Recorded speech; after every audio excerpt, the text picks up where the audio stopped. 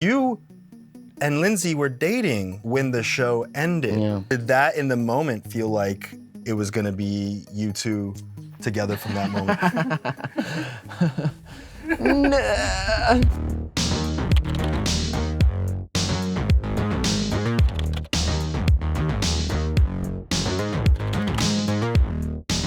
This episode is sponsored by BetterHelp Online Therapy. Visit betterhelp.com/Padilla because sometimes existing is exhausting. And if you want to watch this episode completely ad-free, completely uncensored, click the join button down below to become a member just like all these amazing people.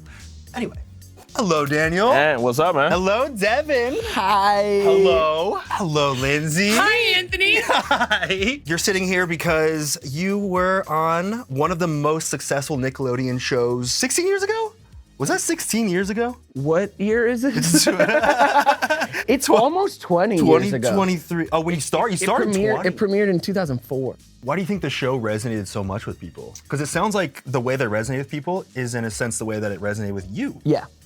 It's because Scott Fellows, the man who created our show, is an incredible human being, and he set out to make a show that was not only funny for both the kids who were gonna watch, but also the adults who he knew would be watching with them. And his wife, Michelle Fellows, also produced. So it's like this family thing. His kids are on set. And he just created this environment that was incredible. And then I'm... I was gonna say, Lindsay would probably talk some shit, but like I was the lead of the show, and I'm not diva-y. Like, we were there to have a good time. So like, our show just had this environment. But that you were was so Ned, you were the positive. star. Damn right I was. It's named after you, your character. You're damn right. He really had a goal to speak to kids, in a way that was not, pretentious or speaking down to them, and really show them that, hey, we understand that you are going through struggles that your parents might not even value, but we're gonna talk to you as if your problems matter. And we're gonna have this little kid, Ned Bigby, look directly into the camera and address you, So I think people felt like there was an actual connection being made. All I know is that I had the most fun of my life. It was the most pure acting experience that I've ever had. I felt cared for and supported. And if it could have been that good for me, I can't imagine what that output was able to, what that was able to create for me to put out, you know? As a viewer, you pick up on what the person that you're watching is feeling, right? Yes, and that good feeling just never stopped. That's the thing. It was that energy throughout. There was never a big falling out with the cast. There was never drama on the crew. We were just a good fit of people. As an adult who can remain playful and then put all that you've learned and all of this cleverness sort of into a kid's show, right? But you maintain and live that playfulness your whole life. Yeah. That's what he was, And so that's what spilled over into the show. It was never too serious. It was never about anything other than the fun. So you were cast with these other two leading roles played by Devin and Lindsay. Yeah. And you connected with them, even though it was an arranged friendship. Oh, yeah. You did not get to choose your friends in that moment. Not in that moment. You became friends with them. Yeah, man. Like, when things are arranged, you think about arranged marriages. You're like, okay, something's bound to go wrong. It's gonna There's be no way. unhappy and someone's gonna hate it. But for us, we meshed. What I think really made it work is that the show was like a super slapstick show, right? Yeah. You're gonna have to throw yourself out there and make a fool of yourself. And you need three people who are okay with doing that. Not wear our emotions on our sleeves of, oh, I look stupid. It's like, oh, he went out there looking crazy as hell. Let me run out there and do the same thing, even do it bigger. And so it's like this tit for tat, kind of challenge of continue, express yourselves in the fullest with no type of judgment ever. So I feel like we got to be very vulnerable in that sense around each other, and that's why we have this kind of bond, Do people scream Ned at you on the street? It happens. It's been a journey with it, man. Like what a blessing to book it. It was one of my first pilot seasons in LA, title character on a great show with a great message, right? Incredible time. But it's been a journey with it still being the biggest thing that people know me from. I've tried to move on, but the world won't let me. So you just had to accept it? Kind of, yeah, man. The universe won't let me, and I've gone in and out of phases of being like, nah, I'm moving on from that. You're like, I'm Devin? Exactly. Yeah. But the good news is Ned's was so positive, and it's like in people's hearts and souls. So I've never been like a dick about it, because Yeah. the only thing I receive from people is love about it. It's like, you were my childhood. So all I get back to me is love, but in my own pursuits, you think I only want to be known for the thing I did 20 years ago? Like, you think as an artist, like, I'm stoked that everyone knows me from this one thing? Yeah. No, No. that's never happened to me either. You get it. There's identity get it. issues. I do get in it. my most solitude moments, I'm like, will I only be Ned forever? I feel like coming around to embrace it and love that part of my past, though, has allowed me to grow in a strange way, like accepting and even just appreciating everything that my past was for what it was, and the way that creating Smosh impacted so many people in such a positive way. I've never heard anything but positive ways that it's impacted people. It's like I can't deny that it was such an important part of so many people's lives, and my own. Absolutely. For a long time, Ned's was so great. It was such a positive experience, but it also felt like really far away. It felt like way in the past, and it felt like all the success and magic was back there too. And I'm trying to forge ahead and find this new level of success and magic, but I kind of wasn't. You mentioned that you were trying to distance yourself from Cookie for a while. Oh yeah, just the kind of nerdy character. Yeah, didn't want to be like typecast. Also just humor. Like, sometimes adults, we like we were talking about that childlike wonder. We're like, oh, I'm an adult now, so what are the things about myself that I have to crush and quell in order to, continue to be big old bad adult man with a beard? Yeah. The bearded man mentality gets you every time. Every time, man. So I had to check myself and say, hey, dude, you love humor, you like life. There are rough aspects of it, but life is good, and it's okay to embrace the goodness in life and take things lightly, be lighthearted about things, and you don't lose anything about your maturity just because you are choosing to use fun, excitement, and joy as a tool to your own well-being. You and Lindsay were dating when the show ended. Yeah. So did that in the moment feel like it was gonna be you two together from that moment forward? No.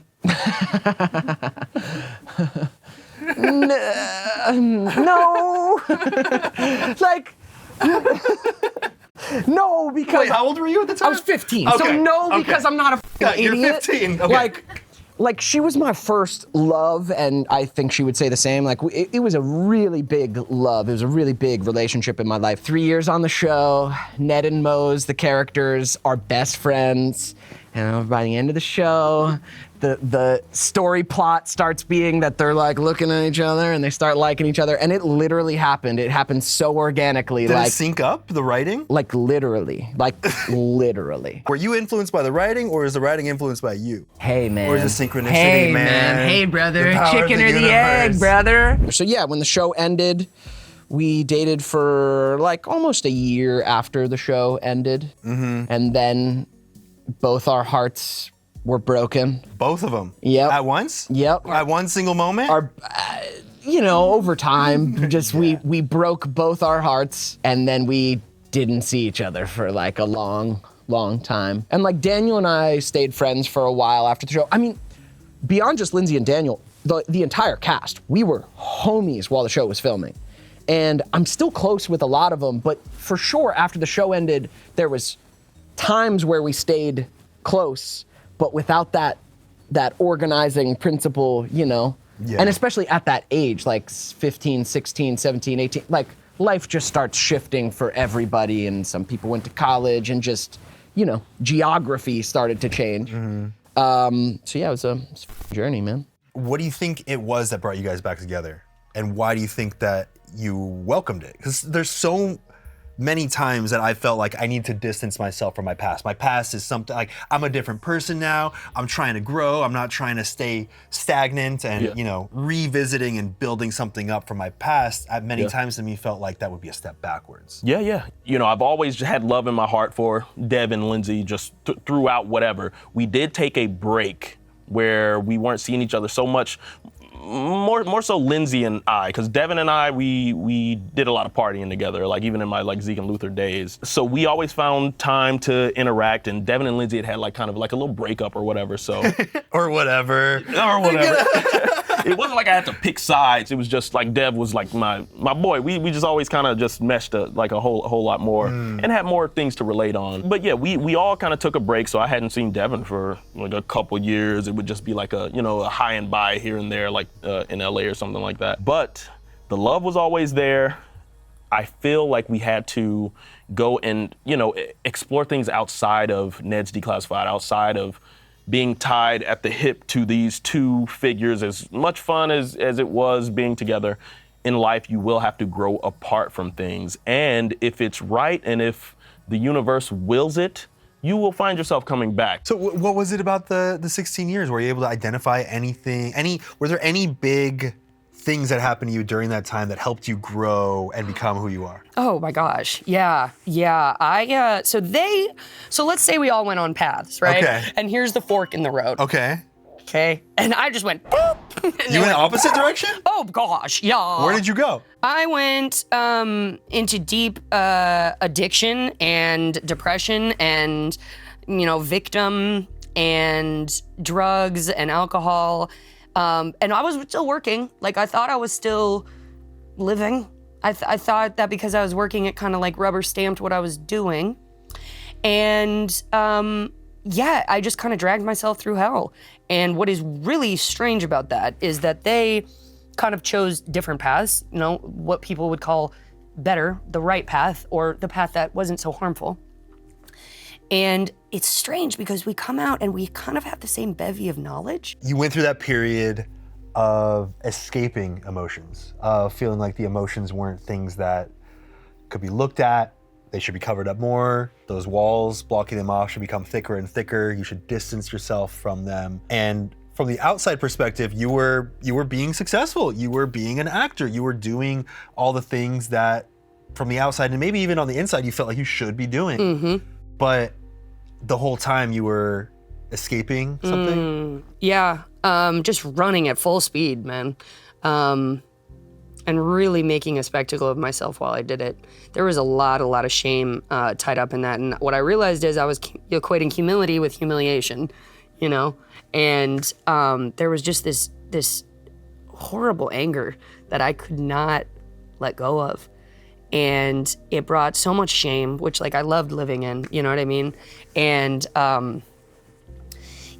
just getting sober and and I've been sober for a year and 10 months now. And just that whole, just that whole 5 years of journey, up until then, I just kept learning things on and off. What did you learn about yourself? I learned that I wasn't so bad.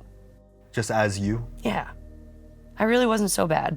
And I had this ability to choose a different narrative, that I had more autonomy that I was giving myself, that I had choices that could really affect my future, and that I didn't need to be a people pleaser, and that I was actually choosing going back to California instead of just being put there as a kid. I mean, everything in your life leading up to a certain point were things that were chosen for you. Mm-hmm. You were cast in this thing, you were placed with friends, your schedule was decided upon. Yeah. Everything was decided upon, and it was decided on by people making the decision to show you that your value was there in these things that they saw. Mm-hmm. So when you didn't have someone from the outside saying, you have value here, you have value here, do you feel like that's when you started to kind of have that identity crisis? Oh my gosh, yes. That was the problem. That's where I was getting my worth, but I couldn't do it anymore.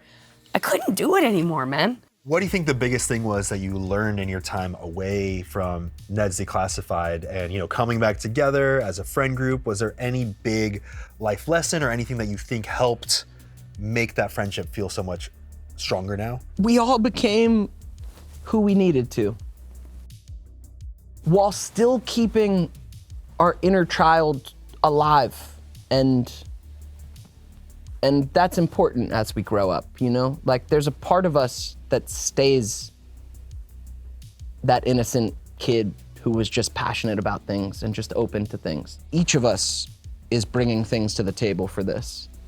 Each of us is bringing all these years of experience that we had without each other. 30s can be scary for some people, I think. Like, oh man, I'm getting fucking old. But now I'm like, oh no, growing up is cool, man, because I have more wisdom. That's why we need a Ned's Declassified Adulthood Survival Guide. That's true. A lot of people would learn a lot of things. This is just one little tiny snippet of what you would get when. But instead of that, we're doing a seminar. Sign up now. When you pay $39.99 to go to my seminar, I will be doing a tour around the world. Virtually. Virtually around the On world. Zoom. On Zoom, yeah. Because I'm not leaving. No, but I'm still going to get much work. $30 per person. Oh, There's going to yeah. be at least 1,000 people per seminar. Oh, of course. And that's why you have to have the ups and the downs. And none of us survive this life without some grief, without some trauma. None of us are going to get through it without those times. You have to feel them too. That's a good tagline for Ned's Adult Declassified. Is trauma? Yeah. Come, get traumatized with us. I think you said Only on Paramount Plus. You said you don't survive. Oh, you don't survive. You did throw a survive in there. I did. Yes. You don't survive without it. No, it's Yes, true. yes. 2021, I got the gang together to pitch a reboot. There were problems I was trying to solve in my life. Like what? Where's my career? Why do I have no money? But why does an entire generation of people know me? Let's make a reboot. Right, you could combine all of those things. You know what I mean? Like, Yeah. it literally was the solution to all my problems. After wanting to not be Ned for the rest of my life, it actually started to come back around of like, well, maybe I do embrace this thing because it's beautiful and we can make a show about adults, about your 20s. We could talk to the same audience about surviving your 20s, which is like a rough time. Lots to talk about. Yeah. Well, as a kid, you think that the rough times are in your teen years, and then you got to figure it out once you're 18. Like, Foolish. your life is figured out for you. You go to college, Yeah, and then get you're the an job, and you adult. get married, and you have kids, and then you die. Turns out all those kid problems, foolish. They're kid problems. Looking back on it now, you think those are simple. Simple. Life got so much more complicated. But yeah, so the Ned's reboot was like the solution, I guess. And we pitched it in the summer of 2021. And the studio said, great idea. No. Once Devin and I got together to write a reboot, that's initially what we did. We got together to write a reboot. You were going to be writers on that. We wrote a script that we ended up filming. I used some of my team to shoot a pilot-esque type thing, but it was great just working with him again. I was like, yo, the chemistry we have is something special. There are a lot of people out there. There's a vast portion of the population that wants to see us interacting. It feels good on the screen and even off the screen, bro. Like, whatever you want to do, dog, let's do it. So, I was just open to continuing to create with someone who I felt I built my knack for humor with, my specific kind of corner of the comedic world I built with Devin Werkheiser and Lindsay Shaw. And so my interpretation of the world is like, it's in line with these guys. So I'm just okay with creating because I feel like it is something that will be successful just because it feels right. So even though you're going back and revisiting your roots, it is still a step forward in your journey. Yes. I don't think there's ever anything wrong with acknowledging your strengths or even your angles.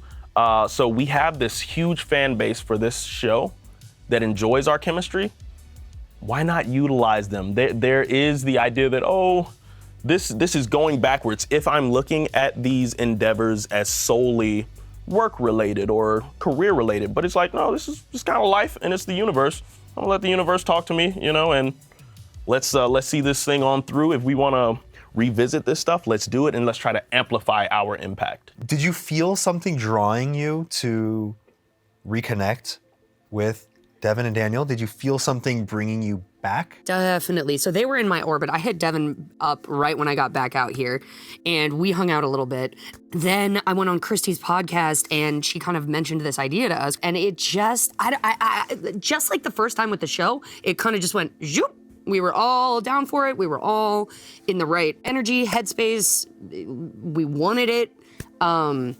And so, yeah, there was definitely a magnetic thing pulling us together. Like, I felt like the universe gave me a chance to be like, hey, Dev, hey, Daniel, and now come back, you know what I mean? And have my moment with each of them to, like, check back in after this 16 years. And then I feel like I got to, like, I don't know, get on my feet with Daniel and see Dev, and then have this opportunity come back and not feel so, like, when I thought of them before, I would look them up when I was in Arizona, you know what I mean? And I was just like, God, they did it right.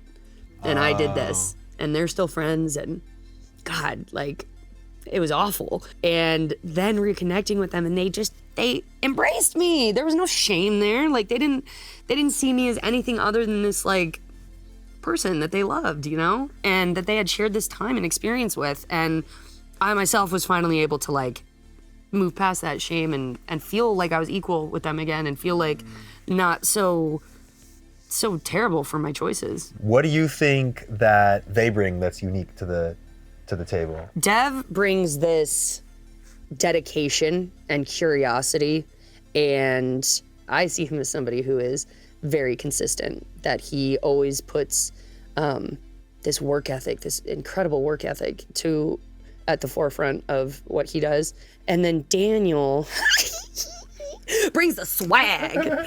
No, Daniel brings this maturity, this detachment that isn't harsh.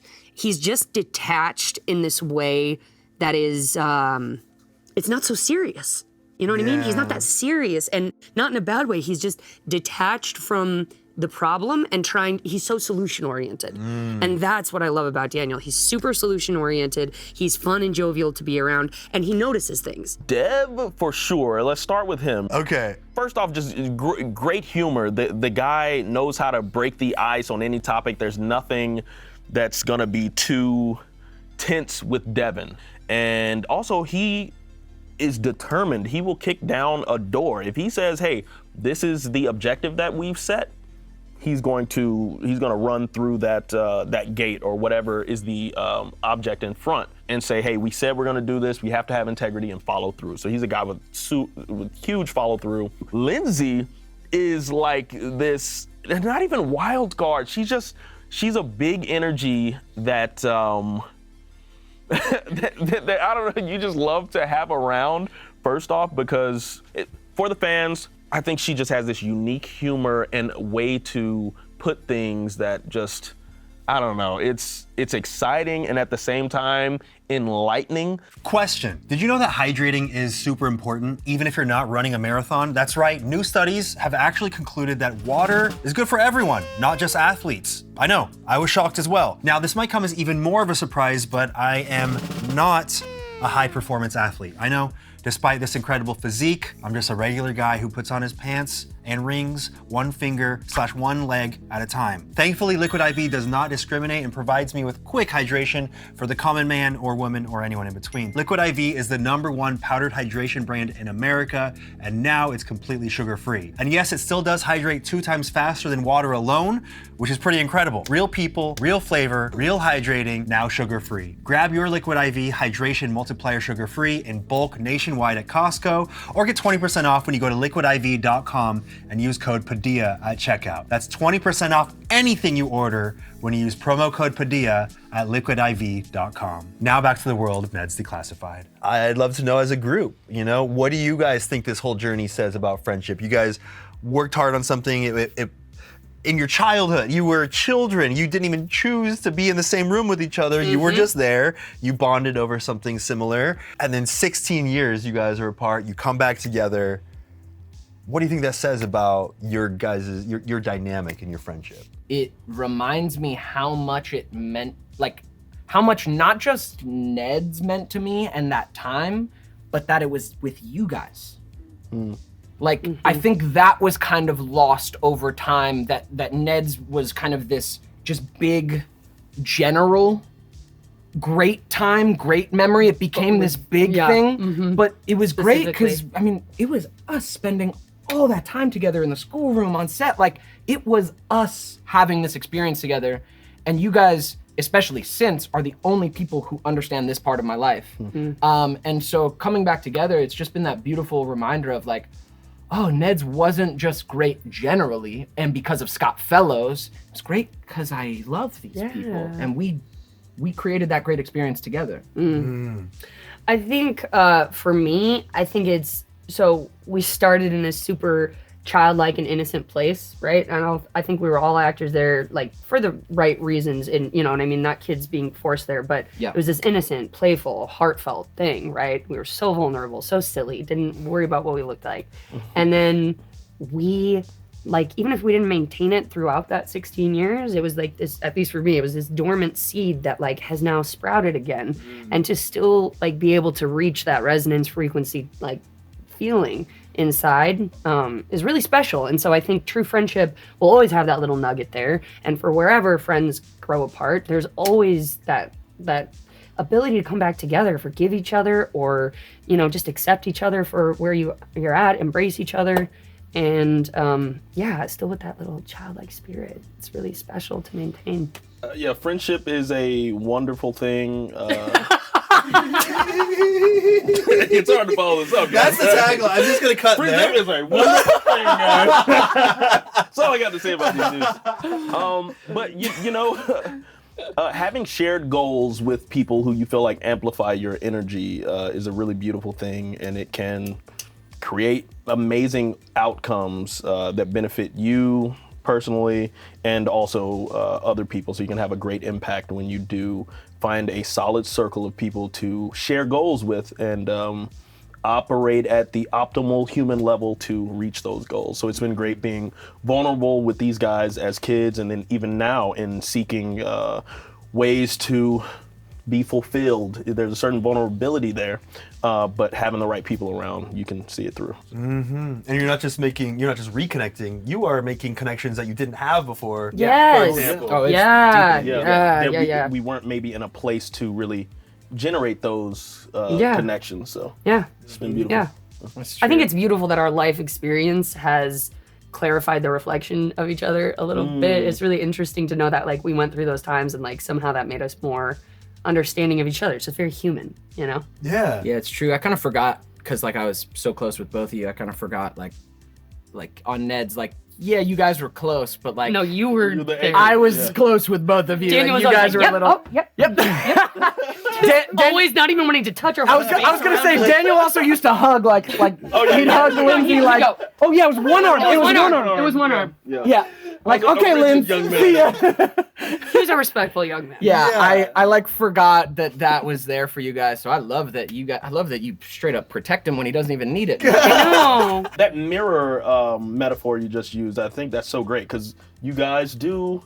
It's like looking into a mirror from my youth, though, you know. So it's great seeing these guys around me. Yeah. As we're traversing the Yeah. world. And I just have to like, I really just have to go with like, my friend is always like, who just texted you or whatever. It's like when I'm in conversation with the boys, or like when there's something, this smile comes on my face, and it's there, man. It's just there. It brings a real joy. When I'm editing these videos that I've been around and we've done, and I'm just watching, I'm just like, these precious boys, you know. And it's just, It's one of the most high-vibing places in my life. Like, I'm just so grateful. It's like a great lifeline to things that we want to become.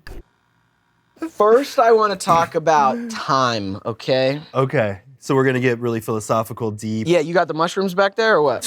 I have already had a few. My man. Yeah. Me too. Yeah? Okay. In my breakfast burrito. Nice. We're on the same This page. is Los Angeles. I don't start my day without some mushrooms. No. I gotta get on a higher okay. level. No, I but gotta it- become my higher self. That's right. Which can only be achieved through substances. Drugs does the body good. Oh, this Oh is God! not. I hope the kids are This not is watching not this what one. I thought we'd do.